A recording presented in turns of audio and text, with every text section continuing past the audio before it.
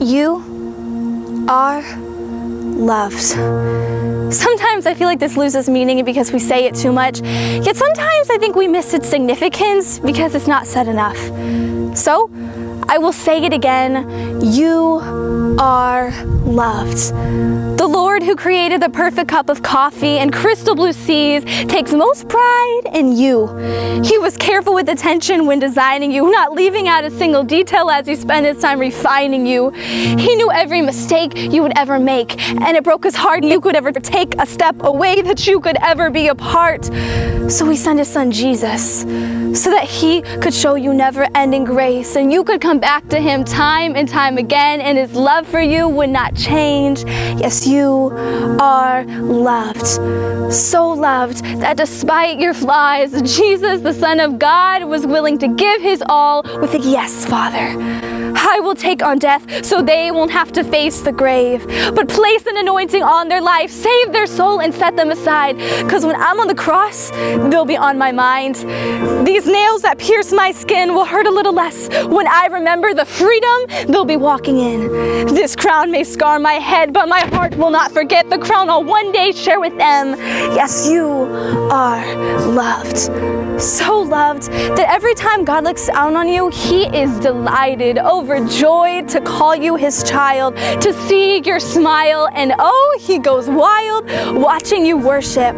His love for you never runs dry. It is an overflowing well, ready to seep into every corner of your heart and mind until you are too deep in to breathe anything but praises, and every move imitates the very love you swim in. You are loved. I will shout it from the rooftops until you know it's true, that the God of the galaxies wants you. Despite your brokenness and emptiness, the one who saved you craves you. Man says, who are you to even step into God's presence? But God says you are the best gifts you could ever give him, and nothing could ever separate you from the love that's about to inundate in you. God has laminated, sealed your heart with such abundance that no substance could ever take it. No enemy threat could ever break in. The question is, do you accept it? Do you get it? Only you have the power to reject it. This love that's enough to cover our shame, heal our pain, yet we still have to choose whether we embrace it or walk away. So I'll say it one last time and really let it resonate.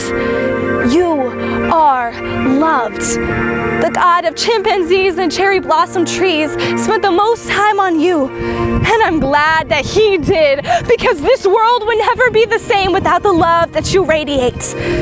But you have to believe that you're worth the cost. You have to believe that you're no longer lost. You have to believe that God's not looking to foster you. He wants to adopt you into his kingdom, deliver you into freedom. You have to believe it doesn't matter the things you've done. God is not done with you until his love for you becomes so overwhelming, his passion for you so unrelenting, that your only response is surrendering.